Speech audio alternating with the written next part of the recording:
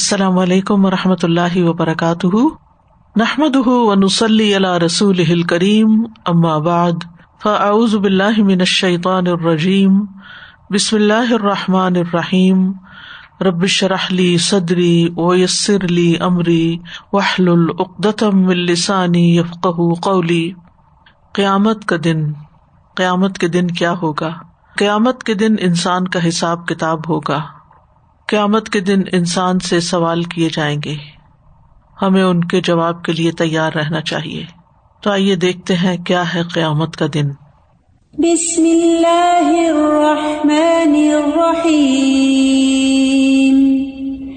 لا اقسم بیوم القیامہ ولا اقسم بالنفس اللوامہ، أَيَحْسَبُ الْإِنسَانُ أَن لَّن نَّجْمَعَ عِظَامَهُ بَلَىٰ قَادِرِينَ عَلَىٰ أَن نُّسَوِّيَ بَنَانَهُ بَلْ يُرِيدُ الْإِنسَانُ لِيَفْجُرَ أَمَامَهُ يَسْأَلُ أَيَّانَ يَوْمُ الْقِيَامَةِ فَإِذَا بَرِقَ الْبَصَرُ وخسف القمر وجمع الشمس والقمر يقول الإنسان يومئذ أين المفر كلا لا وزر إلى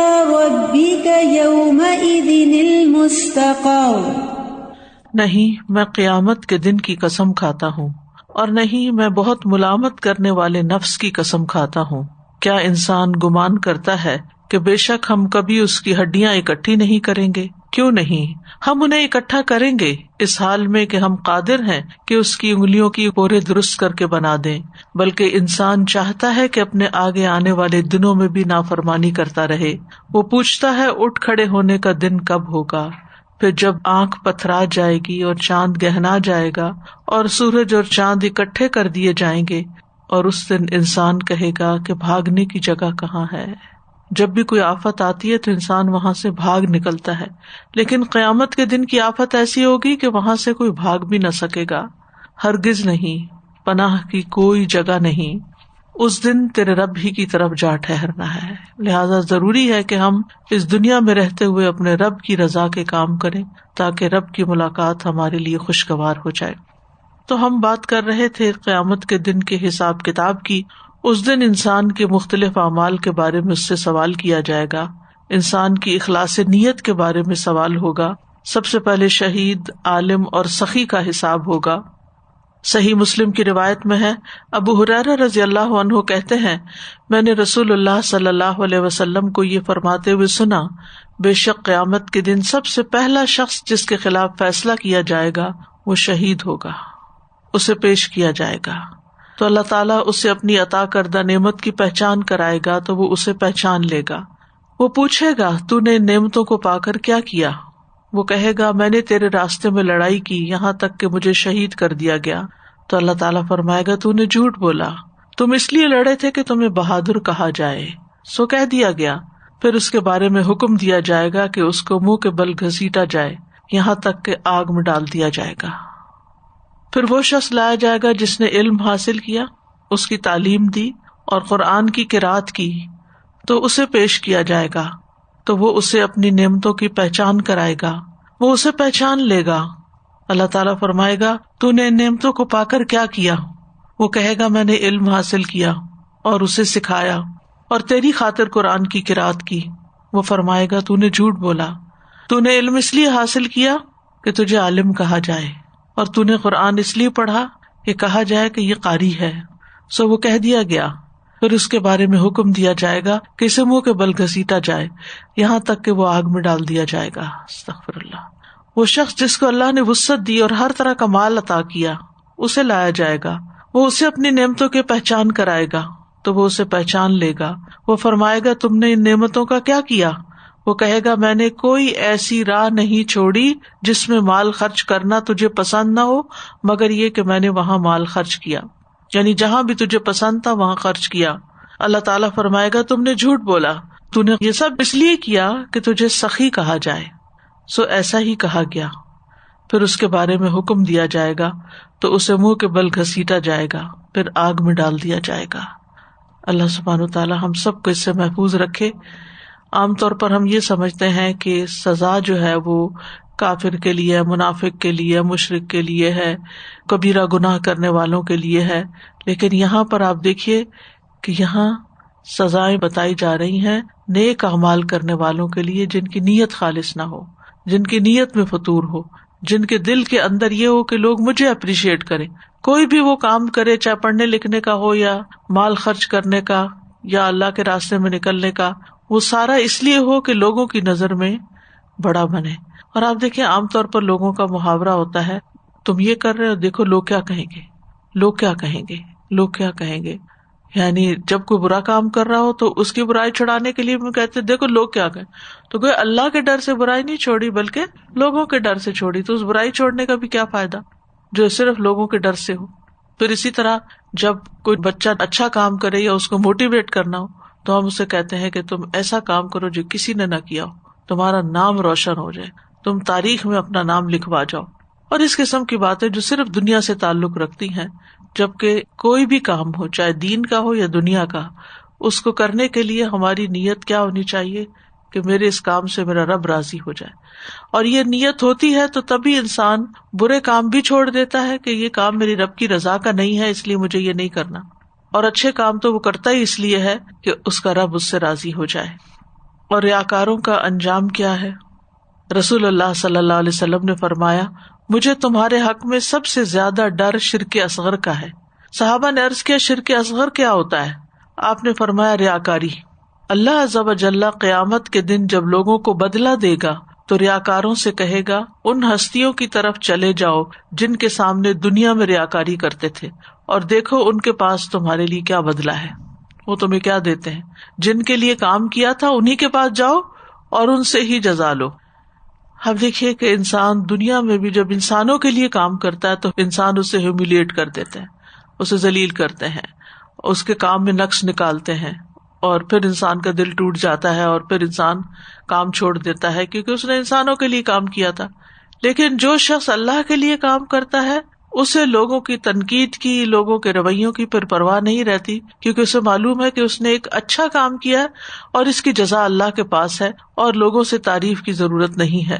اور وہ ان چیزوں سے بے نیاز ہو جاتا ہے، ان چیزوں سے اوپر اٹھ جاتا ہے.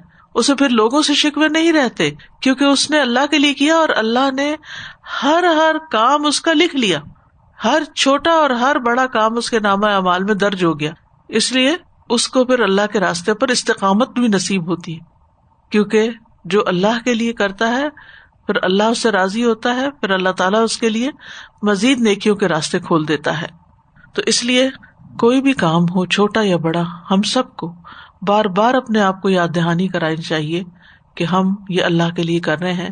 کیونکہ عموماً ہوتا یہ ہے کہ ہمیں جلدی تعریف چاہیے ہوتی ہے، اور جب لوگ تعریف کرتے ہیں تو ہمارا خون سینوں بڑھ جاتا ہے اور ہمارے قدم زمین پہ نہیں ٹکتے اور ہم آسمانوں میں اڑنے لگتے ہیں، اور پھر ہمارے اندر اور جوش جذبہ پیدا ہوتا ہے کہ ہم اور اچھے کام کریں تاکہ لوگ اور تعریف کریں. انتہائی خطرناک راستہ ہے، انتہائی خطرناک. اس سے انسان کو بچنا چاہیے. جو سچا مومن ہوتا ہے وہ اپنی نیکیوں کو بھی اسی طرح چھپاتا ہے جیسے اپنی برائیوں کو چھپاتا ہے.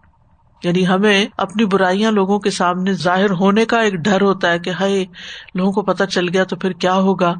تو اسی طرح مومن جو ہوتا ہے وہ اس بات پہ بھی ڈرتا ہے کہ لوگوں کو میرے نیک اعمال پتہ چل گئے تو پھر کیا ہوگا، کہیں میرے وہ اعمال ضائع نہ ہو جائیں. جی استاذہ، یہ جو آپ نے بات کی نا کہ صرف اللہ کے لیے ہو، یوزلی ہم جب کام کرتے ہیں تو ہم کہتے ہیں اللہ کے لیے تو کر رہے ہیں، لیکن اس میں ایک مکس فیلنگ بھی ہوتی ہے کہ ہمیں وہ بھی مل جائے، اپریسیشن ملے، لیکن لوگوں کی تعریف یہ بہت ملے. ضروری ہے کہ اس کو اپنے کو اسکرین کرتے رہنا کہ صرف اللہ کے لیے، چاہے کچھ بھی لوگ کہیں نہ کہیں، ہم صرف اللہ کے لیے کریں. یہ بہت مشکل کام ہے لیکن کانسٹینٹلی چیک کرنا ضروری ہے ہمارے لیے. اور خاص طور پر جب ہم اپنے لوگوں کے اندر بیٹھے ہوں، اپنی محفلوں میں، اپنے گھر میں، اپنے قریبی لوگوں کے پاس، ہم کہتے ہیں یہ تو اپنے ہی ہے نا، ان کو بتا بھی دیا تو کیا ہوگا. نہیں، کوئی بھی ہو، چاہے سگی ماں یا باپ ہی کیوں نہ ہو، اس کے سامنے بھی اپنا نیک عمل نہیں کھولنا چاہیے، الا ما ظہر منہا، مگر یہ کہ جو چیزیں آبویس ہو جاتی ہیں، وہ چھپائے بھی چھپتی نہیں ہے، یا خود بخود کوئی ظاہر ہو جائیں. استاذہ جی یہ جو بھی اپنے حدیث پڑھی نا، اس کے لیے شہید اور عالم کے بارے میں، اس سے تو اتنا زیادہ ڈر اس لیے لگ رہا تھا کہ شہادت کا کتنا بڑا رتبہ ہے، کہ دعا بھی سکھائی گئی، پھر یہ بھی کہا گیا کہ اگر دل سے آپ نیت سے چاہتے ہیں تو بستر پہ بھی موت آئے گی، تو شہادت کا رتبہ کہ اتنا بڑا رتبہ ہے اس کا. لیکن یہاں پہ جو پتہ چلا کہ وہ سب کا سب نیت پہ ڈیپینڈ کرتا ہے. نیت پہ ڈیپینڈ کرتا ہے. جس عمارت کی بنیاد ہی نہ ہو وہ کھڑی کہاں سے رہ سکتی ہے؟ سازا جی میں یہ سوچ رہی تھی کہ ایز اے ٹیچر اور ایز اے پیرنٹ بچپن سے یہ سکھایا جاتا ہے کہ ریوارڈ اینڈ اپریسیشن دیں. تو لائک بہت ہی چھوٹے بچے کو پتہ چل جاتا ہے کہ if I'm gonna do this مجھے یہ اسٹار ملے گا، اور بہت اچھا کیا تو گولڈن اسٹار ملے گا. چھوٹے چھوٹے بچوں کو پتہ چلتا ہے. پھر کینڈی ملے گی، پھر لائک جیسا جیسا کام کرتے جاؤ ایسا ریوارڈ ملتا ہے. پھر جیسے جیسے بچے بڑے ہوتے ہیں پھر A گریڈ ملتا ہے، B گریڈ ملتا ہے، C گریڈ ملتا ہے. I mean like you get something for doing your best. تو ایک طریقے سے سائیکالوجی یہاں مینٹین کی جا رہی ہے کہ کچھ کرو گے تو یہ ملے گا، مگر ہمیں بیلنس یہاں دین میں یہ کرنا ہے کہ سیلف لیس رہنا ہے. مطلب جب دنیا کے لیے کام کرو تو پھر ایکسپیکٹ نہیں کرو کہ یہ مجھے چیز ملے گی تبھی میں اچھا کام اصل میں بچپن سے ہی بچوں کو اللہ کے لیے کام کرنے کا کانسیپٹ دینا چاہیے. ٹھیک ہے، وہ شاباش گڈ، یعنی کہ دنیا میں ریوارڈ ملتا ہے، انسان محنت کرتا ہے تو اس کا صلہ اس کو ملتا ہے، لیکن اس کو اس کے ساتھ ایسوسیٹ نہیں کر دینا چاہیے کہ یہ کرو گے تو یہ مل جائے گا، یہ کرو تو لالچ بھی ایک پیدا ہو جاتی ہے. اور پھر جب زندگی میں کوئی ناکامی ہوتی ہے تو ایسے بچے برداشت بھی نہیں کر پاتے. تو اس کے پیچھے کیا وجہ ہے کہ ہم دنیا کے لیے کام کرنا چاہتے ہیں اور آخرت کے لیے نہیں؟ کسی کا قول تھا کہ اگر کوئی اللہ کو پہچان لے تو وہ کبھی غیر اللہ کے لیے کچھ بھی نہ کرنا چاہے. اصل مشکل ہماری یہ ہے کہ ہم اللہ کو نہیں پہچانتے کہ کون ہے وہ جس کو دکھانا ہے، جس کے لیے کرنا ہے، اور کون ہے وہ جو سب سے بڑا ریوارڈ دے سکتا ہے. اور اگر انسان لوگوں کو پہچان لے تو کبھی لوگوں کے لیے کام نہ کرے، کیونکہ لوگ جب کسی کی کوئی کوالٹی دیکھتے ہیں، کوئی خوبی دیکھتے ہیں تو وہ فوراً جیلس ہونا شروع کر دیتے ہیں، یہ کر گیا میں پیچھے رہ گیا. یعنی یہ ہو نہیں سکتا کہ آپ کوئی اچھا کام کریں تو پھر آپ کو صرف اپریسیشن ہی ملے. آپ کو کوئی نہ کوئی تنقید بھی کرے گا یا اس کو گرائے گا بھی، یا پھر یہ ہے کہ دل میں کوئی جلن کروڑا محسوس کرے گا. یعنی کسی نہ کسی درجے کا کوئی حسد اور رشک. کل ذی نعمت محسود، ہر صاحب نعمت حسد کیا جاتا ہے. اور پھر ہم کہتے ہیں اوہو ہمیں نظر لگ گئی، یہ کام میں رکاوٹ آ گئی، کیونکہ ہم نے خود ہی اس کو اتنا زیادہ الیبوریٹ کر دیا کہ پھر اس کے بعد کیا باقی رہا، خود اپنے پاؤں پہ کلاڑی ماری. وہ کہتے ہیں نا کہ اپنے منصوبوں کی تکمیل کے لیے رازداری سے کام لو. عبادات سے متعلق سوالات. حقوق اللہ میں سب سے پہلے نماز کا حساب کیا جائے گا. اول ما یحاسب بہ العبد یوم القیامت الصلاۃ. نبی صلی اللہ علیہ وسلم نے فرمایا قیامت کے دن بندے کا سب سے پہلے نماز کا حساب ہوگا. اگر یہ درست ہوئی تو اس کے باقی اعمال بھی درست ہوں گے، اور اگر اس میں خرابی آ گئی تو اس کے بقیہ اعمال میں بھی بگاڑ آ جائے گا. نماز درست نہیں تو کچھ بھی درست. یہ اتنی سمجھنے کی بات ہے، یہ اتنی پتہ کی بات ہے کہ زندگی میں اگر ہماری کچھ کمی بیشی آ رہی ہے تو ہمیں فوراً اپنی نمازوں کا جائزہ لینا چاہیے. اگر ہمارے منصوبے ڈیلے ہو رہے ہیں، ہمارے کاموں میں تاخیر آ رہی ہے، تو ہمیں ضرور سوچنا چاہیے کہ کیا ہم واقعی اپنی نماز وقت پہ پڑھ رہے ہیں. اگر ہم اپنی نماز وقت پہ نہیں پڑھ رہے تو پھر دنیا میں بھی اللہ تعالیٰ دکھاتا ہے کہ تمہارے باقی کام بھی وقت پر نہیں ہوں گے. بعض اوقات ہم کہتے ہیں شادی میں تاخیر ہو رہی ہے یا جاب نہیں مل رہی ہے، دنیاوی اعتبار سے انسان کو کئی سیٹ بیکس ہوتے ہیں، تو اس وقت انسان کو سوچنا چاہیے کہ کیا میری نماز جو ہے وہ وقت پر ہے، کیا نماز کی کوالٹی مینٹین کی ہے میں نے، اس میں خشوع و خضوع ہے. کیونکہ اگر وہ درست ہو گئی تو باقی سارے اعمال بھی درست ہوں گے، اور اگر اس میں خرابی آ گئی تو اس کے باقی اعمال میں بھی بگاڑ آ جائے گا. نبی صلی اللہ علیہ وسلم نے فرمایا قیامت کے دن لوگوں کے تمام اعمال میں سے سب سے پہلے نماز کے متعلق سوال ہوگا. ہمارا رب عز و جل اپنے فرشتوں سے فرمائے گا، حالانکہ وہ خوب جانتا ہے، دیکھو میرے بندے کی نماز کامل ہے یا ناقص ہے، رکعتیں پوری ہیں، سجدے صحیح طور پہ ادا کیے ہوئے ہیں، رکوع پراپر کیے ہوئے ہیں، وضو کامل تھا یا نہیں. اگر وہ کامل ہوگی تو کامل ہی لکھ دی جائے گی، اور اگر اس میں کچھ کمی ہوگی تو اللہ تعالیٰ فرشتوں سے فرمائے گا دیکھو میرے بندے کے پاس نفل بھی ہیں، اگر نفل ہوں گے تو وہ فرمائے گا میرے بندے کے فرائض کی کمی اس کے نوافل سے پوری کر دو. لیکن کچھ لوگ تو نوافل پڑھتے ہی نہیں، سنتیں بھی نہیں پڑھتے، صرف فرض پر ہی اکتفا کرتے ہیں. تو اگر اس میں سے کچھ کمی ہوگی تو پھر کیا ہوگا؟ پھر تمام اعمال کا حساب اسی طرح لیا جائے گا، یعنی فرائض کی کوتاہی کو نوافل سے پورا کیا جائے گا. پھر اس کے بعد روزے دار کا حساب. ابو ہریرہ کہتے ہیں کہ رسول اللہ صلی اللہ علیہ وسلم نے فرمایا روزہ دار کے لیے 2 خوشیاں ہیں، ان دونوں کی وجہ سے وہ خوش ہوگا. جب وہ روزہ افطار کرتا ہے تو خوش ہوتا ہے، اور جب وہ اپنے رب سے ملے گا تو اپنے روزے سے خوش ہوگا. جب وہ اپنے رب سے ملے گا یعنی رب سے ملاقات کے وقت اس کو خوشی کس بات سے ہوگی؟ اپنے روزے سے. قیامت کے دن روزہ سفارش بھی کرے گا. رسول اللہ صلی اللہ علیہ وسلم نے فرمایا روزہ اور قرآن قیامت کے دن بندے کی سفارش کریں گے. روزہ کہے گا اے رب میں نے دن کے وقت اسے کھانے اور خواہشات کی تکمیل سے روکے رکھا، اس لیے اس کے متعلق میری سفارش قبول فرما. اور قرآن کہے گا کہ میں نے رات کو اسے سونے سے روکے رکھا، اس کے حق میں میری سفارش قبول فرما. چنانچہ ان دونوں کی سفارش قبول کر لی جائے گی. پھر روزے دار اور جہنم کے درمیان دوری ڈال دی جائے گی. ابو سعید خدری کہتے ہیں کہ رسول اللہ صلی اللہ علیہ وسلم نے فرمایا جو بندہ بھی اللہ کے راستے میں 1 دن کا روزہ رکھتا ہے اللہ تعالیٰ اس دن کی وجہ سے اس کے چہرے کو 70 برس 70 ایئرز کی مسافت تک آگ سے دور کر سکتا ہے. 70 برس کا مطلب یہ ہوتا ہے کہ اگر کوئی 70 سال چلتا رہے بغیر رکے جہاں وہ پہنچے اتنا دور. قیامت کے دن روزہ داروں کو خاص دروازے کی طرف پکارا جائے گا. نبی صلی اللہ علیہ وسلم نے فرمایا بے شک جنت کا ایک دروازہ ہے جس کو ریان کہا جاتا ہے. قیامت کے دن کہا جائے گا کہ روزہ دار کہاں ہے، ریان کی طرف آؤ. پھر جب ان کا آخری آدمی بھی اندر داخل ہو جائے گا تو دروازہ بند کر دیا جائے گا. پھر زکوٰۃ کا حساب. سورۃ آل عمران میں اللہ تعالیٰ فرماتے ہیں وَلَا يَحْسَبَنَّ الَّذِينَ يَبْخَلُونَ بِمَا آتَاهُمُ اللَّهُ مِنْ فَضْلِهِ هُوَ خَيْرًا لَهُمْ بَلْ هُوَ شَرٌّ لَهُمْ سَيُطَوَّقُونَ مَا بَخِلُوا بِهِ يَوْمَ الْقِيَامَةِ وَلِلَّهِ مِيرَاثُ السَّمَاوَاتِ وَالْأَرْضِ وَاللَّهُ بِمَا تَعْمَلُونَ خَبِيرٌ. اور وہ لوگ جو اس میں بخل کرتے ہیں جو اللہ نے انہیں اپنے فضل سے دیا ہے، ہرگز یہ گمان نہ کریں کہ وہ ان کے لیے اچھا ہے، وہ ان کے لیے برا ہے. قیامت کے دن عنقریب انہیں اس چیز کا طوق پہنایا جائے گا جس میں انہوں نے بخل کیا. یعنی یہ قیامت کے دن کے حالات ہیں. اور اللہ ہی کے لیے آسمانوں اور زمین کی میراث ہے، اور اللہ اس سے جو تم کرتے ہو پورا باخبر ہے. زکوٰۃ نہ دینے والے کو سونے چاندی سے داغا جائے گا. رسول اللہ صلی اللہ علیہ وسلم نے فرمایا جو سونے یا چاندی والا اس میں سے اس کا حق ادا نہیں کرتا اس کے لیے قیامت کے دن آگ کی تختیوں میں سے تختیاں بنائی جائیں گی اور ان کو جہنم کی آگ میں خوب گرم کیا جائے گا اور ان سے اس کے پہلو اور اس کی پیشانی اور اس کی پشت کو داغا جائے گا.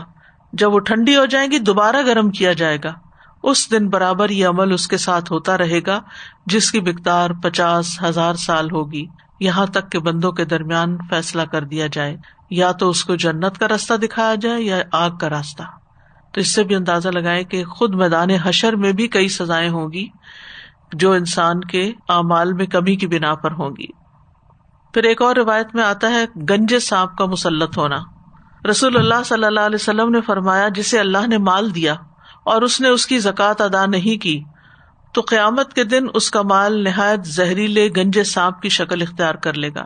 اس کی آنکھوں کے پاس 2 سیاہ نقطے ہوں گے.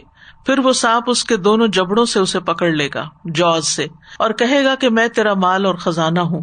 اس کے بعد آپ نے یہ آیت پڑھی وَلَا يَحْسَبَنَّ الَّذِينَ يَبْخَلُونَ بِمَا آتَاهُمُ اللَّهُ مِنْ فَضْلِهِ آخر تک. اور وہ لوگ جو اس میں بخل کرتے ہیں جو اللہ نے انہیں اپنے فضل سے دیا، ہرگز یہ گمان نہ کرے کہ وہ ان کے لیے اچھا ہے بلکہ وہ ان کے لیے برا ہے. عنقریب قیامت کے دن انہیں اس چیز کا طوق پہنایا جائے گا جس میں انہوں نے بخل کیا، اور اللہ ہی کے لیے آسمانوں اور زمین کی میراث ہے اور اللہ اس سے جو تم کرتے ہو پورا باخبر ہے. پھر اسی طرح ایک اور روایت سے پتہ چلتا ہے نبی صلی اللہ علیہ وسلم کی خدمت میں ایک مرتبہ 2 عورتیں آئیں جن کے ہاتھوں میں سونے کے 2 کنگن تھے. تو آپ نے فرمایا کیا تم دونوں اس بات کو پسند کرتی ہو کہ اللہ قیامت کے دن تمہیں آگ کے کنگن پہنائے؟ وہ کہنے لگی نہیں. آپ نے فرمایا پھر تمہارے ہاتھوں میں جو کنگن ہے ان کا حق ادا کرو، یعنی ان کی زکوٰۃ ادا کرو. اور یہ مسند احمد کی روایت ہے 6667. پھر اسی طرح جانوروں کی زکوٰۃ نہ ادا کرنے کے بارے میں بھی آتا ہے. نبی صلی اللہ علیہ وسلم نے فرمایا تم میں سے کوئی شخص بھی قیامت کے دن بکری کو اپنی گردن پہ سوار کر کے نہ لائے اس حالت میں کہ وہ ممیا رہی ہو، اور وہ شخص مجھ سے کہے کہ یا محمد میری سفارش کیجیے، میں کہوں گا میں تیرے لیے کسی بات کا اختیار نہیں رکھتا، میں تو اللہ کا حکم پہنچا چکا ہوں. اسی طرح کوئی اونٹ کو اپنی گردن پہ سوار کر کے نہ لائے اس حال میں کہ وہ بلبلا رہا ہو، اور وہ مجھ سے کہے یا محمد میری سفارش کیجیے، میں کہہ دوں کہ میں تیرے لیے کسی بات کا اختیار نہیں رکھتا، تو میں تو اللہ کا حکم پہنچا چکا ہوں. تو اس سے کیا پتہ چلتا ہے کہ جانوروں کی زکوٰۃ ادا نہ کرنے سے جانوروں کے ذریعے بھی انسان کو حشر کے میدان میں سزا دی جائے گی. صحیح بخاری کی روایت میں آتا ہے نبی صلی اللہ علیہ وسلم نے قسم کھا کے فرمایا کوئی بھی ایسا شخص جس کے پاس اونٹ، گائے یا بکری ہو اور وہ اس کا حق ادا نہ کرتا ہو تو وہ قیامت کے دن اس جانور کو جتنا وہ دنیا میں تھا اس سے زیادہ موٹا تازہ کر کے لایا جائے گا. پھر وہ اپنے مالک کو اپنے کھروں سے روندے گا اور سینگ مارے گا، یعنی پاؤں بھی مارے گا اور اس کے اوپر چڑھ جائے گا پاؤں کے ساتھ اور سینگ اس کو مارے گا. جب آخری جانور اس پر سے گزر جائے گا تو پہلا جانور پھر لوٹ آئے گا اور پھر اسی طرح مارے گا اور روندے گا، اور اس وقت تک یہ سلسلہ برابر قائم رہے گا جب تک لوگوں کے درمیان فیصلہ نہ ہو جائے. کبھی آپ کو ایکسپیرینس ہوا ہو ایک بھینس بھی قریب آتی ہوئی یا ایک بکرا بھی ہماری طرف بڑھتا ہوا آئے تو ہم خوف کے مارے بے ہوش ہونے لگتے ہیں. کہاں یہ کہ اس قسم کی سزا کا دیا جانا، اور یہ سب کچھ ریئل ہے، برحق ہے، یعنی ان چیزوں میں انسان کو کوتاہی نہیں کرنی چاہیے. یہ اللہ کے حقوق سے متعلق ہے، فرائض سے متعلق ہے، اور یہ کچھ قیامت کے دن ہونے والا ہے. یہاں پر ایک چیز بہت اچھی کلیئر ہو گئی کہ کافی لوگ یہ کہتے ہیں کہ ہم نے یہ فتویٰ لیا ہے یا ہمیں کسی نے کہا ہے کہ اگر ہاتھ میں جو سونا پہنا ہوا ہے یا جو سونا یوز میں آ رہا ہے روز جو جسم پہ لگا اس پہ زکوٰۃ نہیں دینی ہے، باقی جو ایکسٹرا ہے اس پر زکوٰۃ دینی ہے. سو حدیث سے جو آپ نے ریفرنس کے ساتھ بتایا تو الحمدللہ it should be clear for everybody کہ ایسا نہیں ہے. یہ اسی طرح کی چیزیں ہمارے پاکستان انڈیا میں بہت رواج ہے اس کا. تو اگر پچھلے سالوں میں زکوٰۃ اسی وجہ سے مس ہو گئی ہو یا ماں باپ سے مس ہو گئی ہو تو اس کو پورا کرنا ہم پر واجب ہے؟ جی کر دینا چاہیے کیونکہ اللہ کا حق ہے نا، نکال دینا چاہیے. اور کیلکولیشن کے ساتھ کہ اس زمانے میں سونے کی قیمت کیا تھی اندازہ کر کے، کیونکہ بعضوں کا یہ بھی نہیں پتا ہوتا زیور کتنا تھا ایگزیکٹ اماؤنٹ، لیکن ہم ایک سرسری جائزہ لے کے. اور دوسرا یہ کہ پھر صدقہ دیتے ہوئے بھی انسان یہی سوچے کہ اللہ اگر میرے فرائض میں سے کچھ کمی رہ گئی تو پہلے ہی اس کا پورا ہو جائے. استاذہ یہ جو بھی ہم نے شروع میں آیت پڑھی نا عین المفر کہ کہاں ہے فرار، جی ہاں، کہاں بھاگ کے تو وہ استاذہ ہر سٹیج پہ ہے. وہی تو مجھے لگ رہا تھا کہ جیسے جب آپ انتظار میں کھڑے ہیں اس وقت بھی، ابھی جیسے آپ نے کہا کہ ذرا بھی کوئی آفت ہوتی تو ہم ڈھونڈتے ہیں، ایون بارش ہی ہو رہی ہوتی ہے تو ہم بھاگتے ہیں کہ کوئی. ابھی بیروت میں جو حادثہ ہوا ہے تو اس کے جو ویڈیو کلپس آ رہے ہیں آپ نے دیکھا ہوگا کہ مختلف بلڈنگز میں جب وہ دھماکے سنے تو لوگ کس طرح کوئی باہر بھاگ رہا ہے اور کوئی باہر سے اندر بھاگ رہا ہے. اتنا ڈر لگ رہا تھا، اور اس وقت ایک سین ایسا ہی دیکھ کے بے اختیار میرے منہ پہ یہ آیتیں آ گئی کہ این المفر کلا لا وزر الی ربک یومئذ المستقر. کوئی پناہ کی جگہ ہی کوئی نہیں ہے، آگ آپ کے پیچھے دوڑ رہی ہے، آپ کہاں بھاگ کے جا سکتے ہیں؟ جہنم آگے دہک رہی ہے، ساری زمین کو چاروں طرف سے فرشتوں نے گھیرا ہوا ہوگا، وہاں سے نکل بھی نہیں سکتے. اور ابھی یہ جو سزائیں ہیں زکوٰۃ نہ دینے والے کی، اگر وہ سانپ جبڑے کو کر رہا ہے اور وہ جانور آپ کو کر رہا ہے، اس وقت تک رونتا چلا جا رہا ہے جب تک وہ نہیں ہوگا، حساب کتاب نہیں، تو اس وقت بھی یہی بات ذہن میں آتی ہے کہ عین المفر کی اتنی اذیت کوئی کس طرح. ہر ایک کو تو اپنی پڑی ہوگی، جس کے اوپر یہ سب کچھ ہو رہا ہے اس کو تو کوئی ہٹانے بچانے ہی نہیں آئے گا. دنیا میں تو پھر بھی یہ ہوتا ہے. ابھی ریسنٹلی ایک میں نے سین دیکھا کہ آگ لگی ہوئی ہے اور کوئی شخص گر گیا ہے اور دوسرے لوگ خود بھی بھاگ رہے ہیں اور اس کو بھی گھسیٹ کے بھاگ رہے ہیں. تو دنیا میں تو میں نے کہا کہ اتنی رحم دلی ہے ان لوگوں کے اندر، ورنہ اس کو چھوڑ کے خود بھاگ نکلے کہ بھی تم تو ہمیں بھی ڈبو گے. کئی دفعہ ایسے ہوتا ہے کوئی ڈوب رہا ہوتا تو لوگ اس کو بچاتے ہوئے خود بھی ڈوب جاتے ہیں. یعنی دنیا میں پھر بھی رہا سہا کچھ بھی جو باقی ہے انسانوں کے اندر رحم و کرم، اس کی بنا پر انسان آج بھی دوسروں کی کیئر کر لیتے ہیں. کوئی زیادہ کرتے ہیں کوئی کم کرتے ہیں، لیکن پھر بھی گئے گزرے حالات میں بھی لوگ ایک دوسرے کو پوچھ لیتے ہیں. لیکن وہاں تو یوم یفر المرء من اخیہ وامہ وابیہ، ماں بھائی باپ بیٹا بیوی سب سے انسان بھاگے گا، ہر ایک کو اپنی پڑی ہوگی. اور پھر یہ سب سے زیادہ جو ہے نا کہ اس وقت تک یہ ہوتا رہے گا جب تک لوگوں کے درمیان فیصلہ نہیں ہو جاتا، اور وہ وقت کتنا طویل ہوگا. اور پھر یہ جو زکوٰۃ نہ دینے کی سزا ہے کہ آگ کے جو توق پہنائے جائیں گے اور جسم کو داغا جائے گا، اس میں بھی آپ دیکھیں کہ ذرا سا توے پہ ہاتھ لگ جائے، میٹل پہ کبھی کوئی کیٹل کو ہاتھ لگ جائے تو انسان کا حال برا ہو جاتا ہے تھوڑی دیر میں ہی. تو کہاں یہ کہ سونے چاندی کو جہنم کی آگ میں تپا کے وہ انسان کے اوپر لگایا جائے اور پھر اس کے بعد چاہے اس کو جنت میں بھی بھیج دیا جائے. یہ کتنی ڈرنے کی بات ہے کہ اس کے باقی نیک اعمال اتنے زیادہ ہیں کہ وہ اصلاً وہ جنت میں ہی جانے والا ہے، لیکن زکوٰۃ میں کوتاہی کی وجہ سے پہلے اس کو سزا مل رہی. تو کتنے لوگ ہیں جو اس بات سے غافل ہیں اور حساب نہیں کرتے زکوٰۃ کا. اگر ان سے کہا جائے کہ حساب کر کے زکوٰۃ، وہ کہتے ہیں ہم سارا سال نکالتے رہتے ہیں. بھی زکوٰۃ ایسے تھوڑی دی جاتی. زکوٰۃ تو سال کے آخر میں باقاعدہ گن تول کے حساب کر کے دی جائے، اس کے اوپر ایکسٹرا جتنا آپ کا دل چاہے دیں، لیکن پہلے حساب تو کریں. اور ہجری کیلنڈر پہ دی جاتی ہے. تو لوگ کہتے ہیں 1 جنوری کو شادی تو 1 جنوری کو زکوٰۃ نہیں، 10 دن پہلے ہو گئے 1 سال پورا ہونے پہ. تیسرے سال تو ایک پورے مہینے کا فرق پڑ جائے گا اور 30 سالوں میں ایک پورے سال کا فرق پڑ جائے گا. حساب کر کے لیکن ہر مہینے آپ نکال سکتے ہیں ان ایڈوانس. جب ڈیو ہو گئی تو پھر آپ کے مال میں تو اس کو رہنا ہی نہیں چاہیے. صحیح، مطلب 1 سال پہلے سے 1 سال پہلے اگر آپ دینا چاہتے ہیں پھر اینڈ پہ حساب کر کے جو بقایا جاتا ہے وہ نکال دیں اور نئے سال سے پھر شروع کر دیں. اور پھر مہینے کے مہینے آپ کیونکہ جب زکوٰۃ ڈیو ہو جائے تو پھر وہ آپ کے مال میں رہنی نہیں چاہیے، آپ کے ہاتھ میں نہیں رہنی چاہیے، آپ کے گھر میں وہ مال نہیں رہنا چاہیے. وہ غریبوں کا حق ہے، اس کو پہنچ جانا چاہیے. استاذہ جی اسی طرح بھی کسی نے سوال پوچھا تھا کہ وہ کسی کی مدد کرنا چاہتی ہیں اور زیادہ بڑا پروجیکٹ ہے تو وہ پوچھ رہی تھی کہ اگلے 3 سالوں کی زکوٰۃ میں ایڈوانس میں دے. ہاں، علماء کہتے ہیں ان ایڈوانس دی جا سکتی اور پھر اگر اللہ اور زیادہ دے دے تو اور پھر مزید صدقہ کر دیں. پھر ہے حقوق العباد سے متعلق سوالات. حقوق العباد میں سب سے پہلا قتل کا مقدمہ ہوگا. صحیح مسلم میں ہے اول ما یقضی بین الناس یوم القیامۃ فی الدماء. قیامت کے دن لوگوں کے درمیان سب سے پہلے قتل کے مقدمات کا فیصلہ ہوگا کہ قاتل نے مقتول کو کیوں مارا. مسند احمد کی روایت میں آتا ہے رسول اللہ صلی اللہ علیہ وسلم نے فرمایا مقتول کو قیامت کے دن اس حال میں لایا جائے گا کہ اس نے اپنا سر دائیں یا بائیں ہاتھ سے پکڑ رکھا ہوگا اور اس کے زخموں سے خون رس رہا ہوگا اور وہ کہہ رہا ہوگا اے میرے رب اس سے پوچھ کہ اس نے مجھے کیوں قتل کیا تھا. اسی طرح جو زندہ گاڑی ہوئی لڑکی ہے اس کے بارے میں تو خود قرآن مجید میں آتا ہے وَإِذَا الْمَوْءُودَةُ سُئِلَتْ بِأَيِّ ذَنبٍ قُتِلَتْ. پھر اسی طرح قطع رحمی کرنے والا، رشتہ داروں سے کاٹ کے رکھنے والا. ابو ہریرہ کہتے ہیں میں نے رسول اللہ صلی اللہ علیہ وسلم کو فرماتے ہوئے سنا بے شک رحم رحمان کا ایک جز ہے. جو کہے گا کہ اے میرے رب مجھے توڑا گیا، اے میرے رب میرے ساتھ برا سلوک کیا گیا، اے میرے رب مجھ پر ظلم کیا گیا، اے میرے رب اے میرے رب، تو اللہ تعالیٰ اسے جواب دے گا کیا تو اس پر راضی نہیں کہ میں اسے جوڑوں گا جو تجھے جوڑے گا اور میں اسے کاٹوں گا جو تجھے کاٹے گا، یعنی اپنی رحمت سے کاٹ دوں گا. اسی طرح دیگر حقوق العباد ہیں. رسول اللہ صلی اللہ علیہ وسلم نے فرمایا بے شک اللہ تعالیٰ قیامت کے دن فرمائے گا اے ابن آدم میں بیمار ہوا تو نے میری عیادت نہیں کی. وہ کہے گا اے میرے رب میں تیری عیادت کیسے کرتا حالانکہ تو رب العالمین ہے. اللہ فرمائے گا کیا تو نہیں جانتا کہ میرا فلاں بندہ بیمار تھا اور تو نے اس کی عیادت نہ کی؟ کیا تو نہیں جانتا تھا کہ اگر تو اس کی عیادت کرتا تو مجھے اس کے پاس پاتا؟ اے ابن آدم میں نے تجھ سے کھانا مانگا تھا لیکن تو نے مجھے نہیں کھلایا. وہ کہے گا میرے رب میں تجھے کیسے کھانا کھلاتا حالانکہ تو رب العالمین ہے. اللہ تعالیٰ فرمائے گا کیا تو نہیں جانتا تھا کہ میرے فلاں بندے نے تجھ سے کھانا مانگا تھا لیکن تو نے اس کو کھانا نہیں کھلایا تھا؟ تو نہیں جانتا تھا کہ اگر تو اس کو کھانا کھلاتا تو مجھے اس کے پاس پاتا؟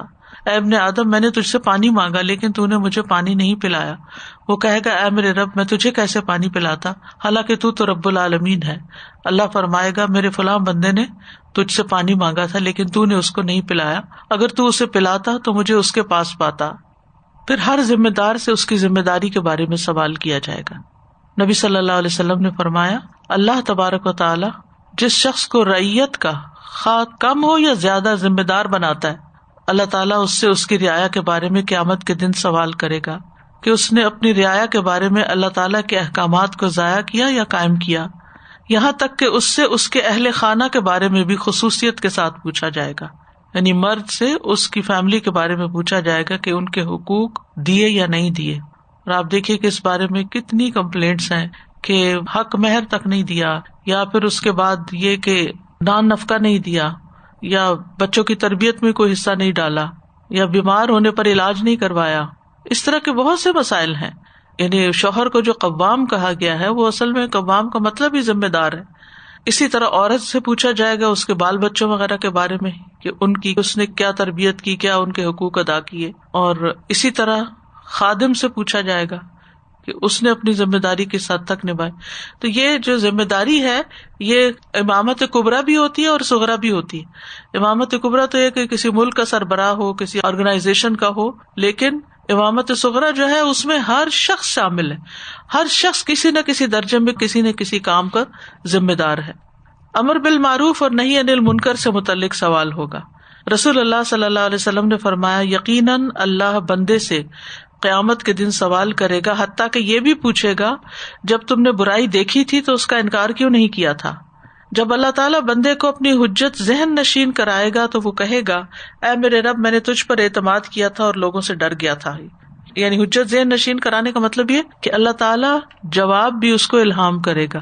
جواب کیا ہے؟ جو حقیقت ہے کہ ہم بعض اوقات دیکھتے ہیں کوئی غلط کر رہا ہے اور بول نہیں سکتے کیونکہ ہمیں لوگوں سے ڈر لگتا ہے کہ اس میں بڑا فساد پھیل جائے گا. تو جہاں تک جس کی استطاعت ہو اس حد تک انسان کرے. جیسے وہ کچھ منگولز تھے نا, وہ مسلمان ہو گئے, ان کے جو سپاہی تھے تو وہ شراب پی رہے تھے, تو لوگوں نے آ کے امام ابن تیمیہ سے کہا کہ وہ فلاں جو ہے نا وہ شراب پی رہے تھے. انہوں نے کہا کہ پینے دو. انہوں نے کہا کہ کیوں؟ انہوں نے کہا کہ اگر ان کو اس سے روکو گے اٹھ کے لوگوں کو قتل کرنا شروع کر دیں گے تو وہ زیادہ بڑا جرم ہے. تو اگر آپ کے کسی کو کسی چیز سے روکنے سے رشتہ داری کٹ جائے اور ایسا فتنہ فساد پھیلے کہ اس سے کئی لوگ متاثر ہو جائیں. مثلاً بعض اوقات یہ ہوتا ہے کہ اگر شوہر کوئی ایسا کام کر رہے ہیں جو درست نہیں ہے, حرام کی کیٹیگری میں آتا ہے, تو بیوی پیار محبت سے تو کہہ سکتی ہے کہ یہ کام نہ کیا جائے, اپنے طور پر حکمت سے سمجھا سکتی ہے. لیکن جب دیکھے کہ اس سے گھر میں لڑائی فساد اور پھر اس سے بچوں کا متاثر ہونے کا اندیشہ ہے تو پھر یہ اس کی ذمہ داری میں نہیں آتا, کیونکہ ہر شخص اپنے عمل کا خود ذمہ دار ہے. بہت سے ایسے معاملات ہوتے ہیں گھروں میں کہ جس میں عورتیں جب خاص طور پر دین پڑھ جاتی ہیں تو ان کو وہ چیزیں درست نہیں لگ رہی ہوتی اور وہ بتاتی بھی ہیں لیکن ان کی کوئی سنوائی نہیں ہوتی. تو اس میں ایک حد تک بس ان کو بتانا چاہیے, اس سے پیچھے نہیں پڑ جانا چاہیے. یعنی کہ آپس کے تعلقات کی قطع تعلقی یا حتیٰ کہ بعضوں کے طلاقوں تک نوبت پہنچ جاتی ہے ایسے فتنے فساد میں, تو اس میں انسان کو احتیاط برتنی چاہیے.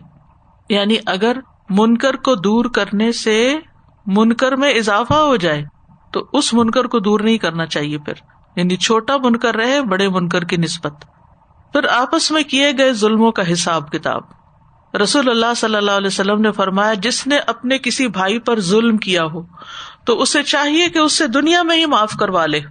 کسی کا مال ہڑپ کیا ہو, کسی کی کوئی غیبت چگلی کر کے اس کو پٹوایا ہو یا کسی بھی طرح, اس لیے کہ آخرت میں روپے پیسے نہیں ہوں گے, اس سے پہلے معاف کرا لے کہ اس کے بھائی کے لیے اس کی نیکیوں میں سے حق دلایا جائے گا, اور اگر اس کے پاس نیکیاں نہ ہوں گی تو اس مظلوم بھائی کی برائیاں اس پہ ڈال دی جائیں گی. اسی طرح کسی کا نقصان کرنے پر بھی حساب ہوگا. بعض لوگ ہوتے ہیں دوسروں کی چیز توڑ کے چھپا دیتے ہیں, بتاتے ہی نہیں ہیں, تو قیامت کے دن چھپ نہ سکے گا وہ نقصان. اگر کسی کا نقصان ہو گیا ہے, کسی کا برتن ٹوٹ گیا ہے یا اور کسی طرح کا کوئی نقصان ہو گیا آپ سے, تو آپ اس کو بتا دیں کہ مجھے معاف کر دو کہ میرے سے ہو گیا, جان بوجھ کے نہیں کیا لیکن انسانی کمزوری کی وجہ سے ہو گیا, تو دنیا میں ہی معافی کروا لے. ورنہ قیامت کے دن یہ ہے کہ پھر اعمال نامے میں سے نیکیاں نکال کے دینی پڑیں گی. اس سلسلے میں ایک کہانی بھی آتی ہے روایات میں. جابر رضی اللہ عنہ کہتے ہیں کہ جب سمندر کا سفر طے کرنے والے مہاجر رسول اللہ صلی اللہ علیہ وسلم کے پاس واپس پہنچے, نہیں حبشہ سے, تو آپ نے فرمایا تم نے حبشہ میں جو عجیب باتیں دیکھی وہ ہمیں بتاؤ. کیا ہمیں نہیں بتاؤ گے کہ وہاں کیا کیا ڈفرینٹ کلچر یا جو بھی تھا؟ تو اس سے یہ بھی پتا چلتا ہے کہ جیسے کوئی شخص کسی علاقے میں گیا ہے, کوئی چیز اس نے دیکھی ہے تو آ کے اس کو نریٹ کر سکتا ہے, کوئی حرج نہیں. اس سے علم میں اضافہ ہوتا ہے, انسان کا ذہن وسیع ہوتا ہے کہ مختلف لوگ دنیا میں کیسے رہتے ہیں. ان میں سے چند نوجوانوں نے عرض کیا ضرور ہے اللہ کے رسول, ایک مرتبہ ہم بیٹھے ہوئے تھے کہ ہمارے پاس سے ان کی ایک راہب بوڑھیوں میں سے ایک بڑھیا گزری, بوڑھی عورت جس نے سر پر پانی کا مٹکا اٹھایا ہوا تھا. وہ ان میں سے ایک نوجوان لڑکے کے پاس سے گزری تو اس لڑکے نے اس راہبہ کے کندھوں کے درمیان ہاتھ رکھ کر اسے دھکا دے دیا. وہ گھٹنوں کے بل گری اور مٹکا ٹوٹ گیا. جب وہ اٹھی تو اس کی طرف متوجہ ہو کر کہنے لگی, اے دھوکے باز, تجھے تب پتا چلے گا جب اللہ تعالیٰ حشر کے میدان میں کرسی رکھیں گے اور اولین و آخرین کو جمع فرمائیں گے اور انسانوں کے ہاتھ پاؤں ان کے عملوں کی گواہی دیں گے, جو وہ کیا کرتے تھے، پھر تجھے پتا چلے گا کہ کل اللہ کے ہاں میرا اور تمہارا کیا فیصلہ ہوتا ہے۔ رسول اللہ صلی اللہ علیہ وسلم نے فرمایا، اس بڑھیا نے سچ کہا۔ کرسچن لوگ تھے نا وہاں پر، ان کے پاس بھی دینی تعلیمات تھی۔ آپ نے فرمایا اس بڑھیا نے سچ کہا، سچ کہا۔ اللہ تعالیٰ کیسے اس قوم کو پاک کریں گے جس میں طاقتور سے کمزور کو حق نہیں دلوایا جاتا۔ اسی طرح یہ ہے کہ جرم اور سزا کو کمپیئر کیا جائے گا کہ کسی نے دنیا میں کسی کے ساتھ اگر زیادتی کی تو وہ پھر قیامت کے دن اس کو دینی پڑے گی۔ حضرت عائشہ کہتی ہے کہ ایک صحابی رسول اللہ صلی اللہ علیہ وسلم کے سامنے بیٹھ گئے، کہنے لگے، اے اللہ کے رسول، میرے کچھ غلام ہیں، وہ مجھ سے جھوٹ بولتے ہیں، خیانت بھی کرتے ہیں، میرا کہنا بھی نہیں مانتے، پھر میں انہیں مارتا ہوں اور برا بھلا کہتا ہوں، میرا ان کے ساتھ کیا معاملہ رہے گا؟ تو رسول اللہ صلی اللہ علیہ وسلم نے اس سے فرمایا کہ ان کی خیانت، جھوٹ اور نافرمانی اور تمہاری سزا کا حساب لگایا جائے گا۔ اگر تمہاری سزا ان کے جرائم سے کم ہوئی تو وہ تمہارے حق میں بہتر ہوگی، اور اگر تمہاری سزا ان کے گناہوں کے برابر نکلی تو معاملہ برابر سرابر ہو جائے گا، نہ تمہارے حق میں ہوگا نہ تمہارے خلاف۔ اور اگر سزا یعنی جو سزا تم ان کو دیتے ہو ان کے گناہوں سے زیادہ ہوئی تو اس اضافے کا تم سے بدلہ لیا جائے گا۔ اس پر وہ آدمی رسول اللہ صلی اللہ علیہ وسلم کے سامنے ہی رونے لگ گیا، چلانے لگا۔ تو رسول اللہ صلی اللہ علیہ وسلم نے فرمایا، اسے کیا ہوا ہے؟ کیا یہ اللہ کی کتاب میں یہ آیت نہیں پڑھتا؟ وَنَدَعُ الْمَوَازِينَ الْقِسْطَ لِيَوْمِ الْقِيَامَةِ فَلَا تُظْلَمُ نَفْسٌ شَيْئًا وَإِنْ كَانَ مِثْقَالَ حَبَّةٍ مِّنْ خَرْدَلٍ أَتَيْنَا بِهَا وَكَفَى بِنَا حَاسِبِينَ۔ سورۃ الانبیاء آیت نمبر 47۔ اور قیامت کے دن ہم انصاف کے ترازو قائم کریں گے، لہذا کسی پر کسی قسم کا ظلم نہ ہوگا، اور وہ رائی کے دانے برابر بھی ہو کسی کا ظلم تو ہم اسے لے آئیں گے، اور ہم حساب کرنے کے لیے کافی ہیں۔ اسی لیے تو اس کو یوم الحساب کہا گیا ہے کہ اس دن حساب کیا جائے گا کہ دنیا میں کس نے کس پر کتنا ظلم کیا، کس نے کس کے ساتھ کتنی زیادتی کی۔ عمار بن یاسر کہتے ہیں، اگر کوئی شخص اپنے غلاموں پر ظلم کرتے ہوئے مار پیٹ کرے گا تو قیامت کے دن یہ جہنم کی بھی بات نہیں ہو رہی، قیامت کے دن اس کی وجہ سے اسے بیڑیاں پہنائی جائیں گی۔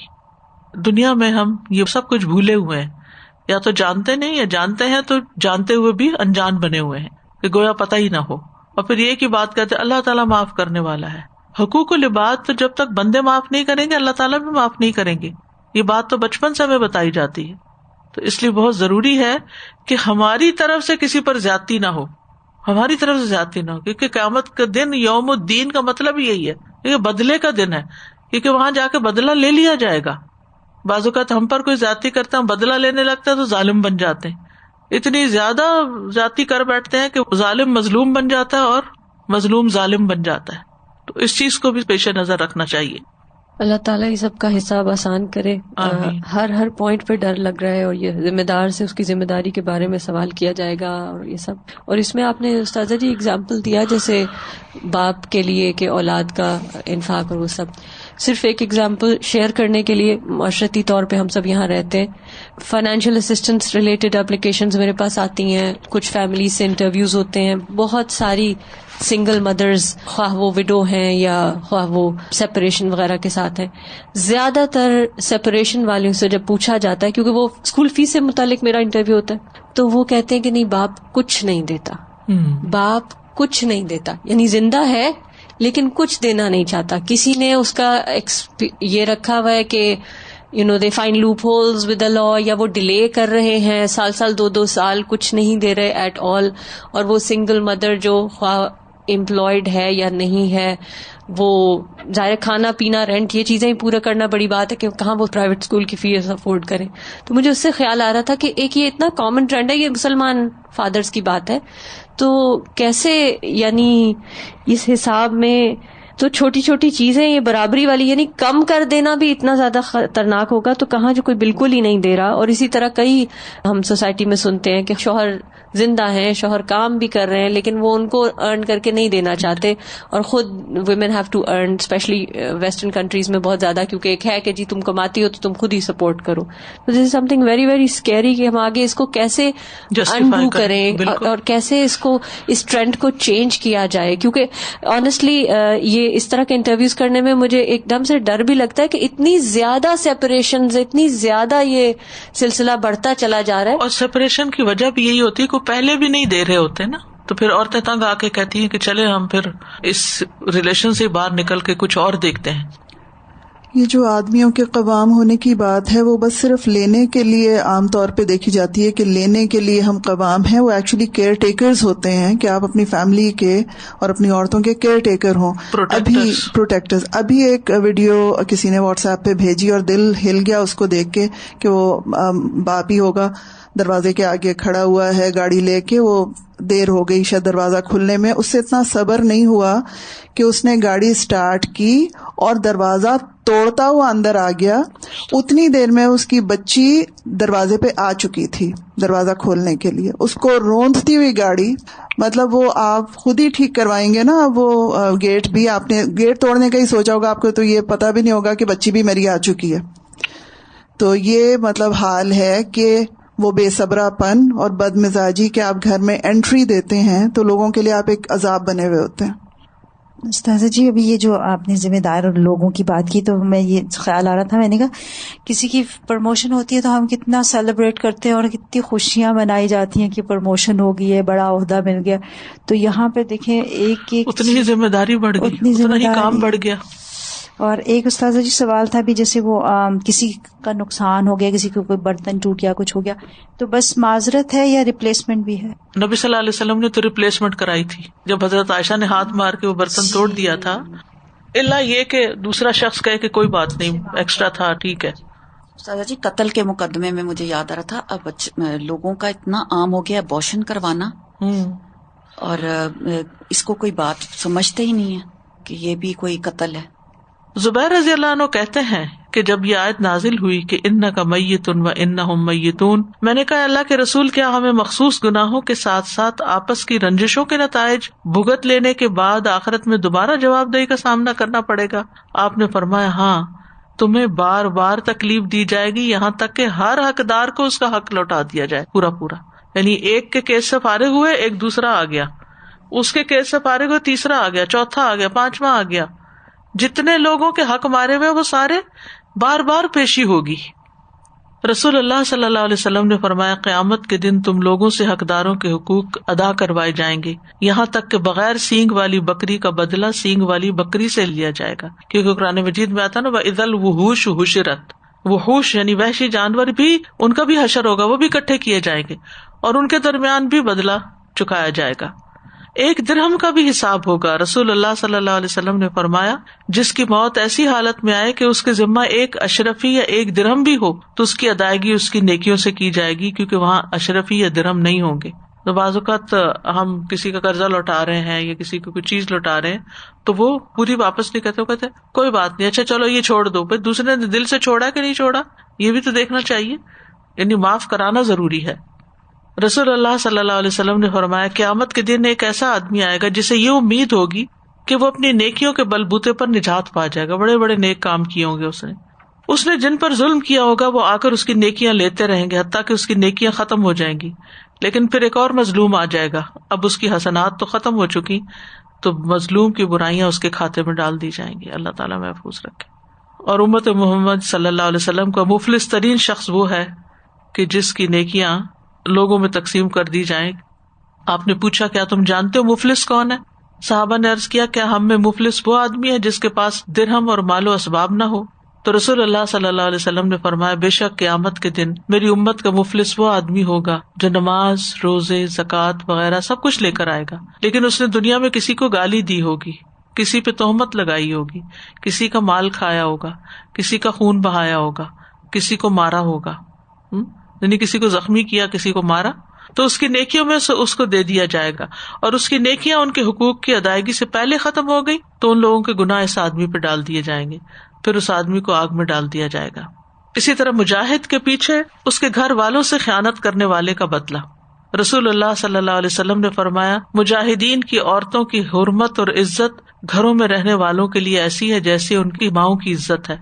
کوئی آدمی گھر میں رہنے والوں میں سے ایسا نہیں جو مجاہدین کے کسی آدمی کے گھر میں اس کے بعد نگرانی کرنے والا ہو پھر اس میں خیانت کا مرتکب ہو. اسے قیامت کے دن کھڑا کیا جائے گا, پھر وہ مجاہد اس کے اعمال میں سے جو چاہے گا لے لے گا.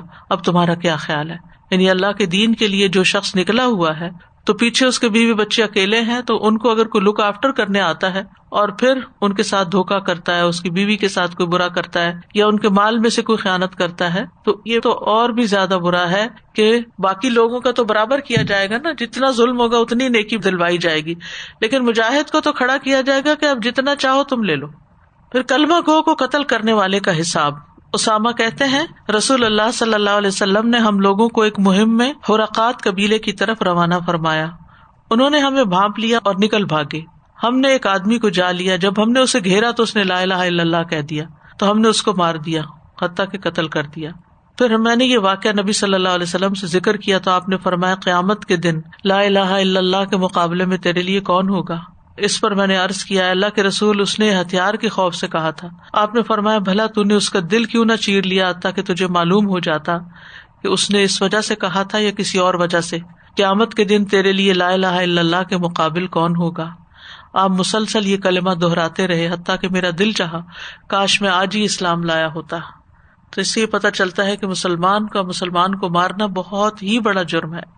جہاں مظلوم کی لسٹ کی بات آ رہی تھی کہ کتنی قسم کے ظلم ہوتے ہیں، اس میں مجھے یہ ہو رہا تھا کہ آج کے زمانے میں اور ویسٹرن سوسائٹی کے اندر چھوٹا معصوم بچہ بہت مظلوم ہے، کیونکہ اس کا ماں بھی کام پہ چلی جاتی ہے، اس کے باپ بھی کام پہ چلا جاتا ہے، جانا ہی پڑ جاتا ہے بعضوں کو، اور بعضوں کو شوق بھی بہت ہوتا ہے۔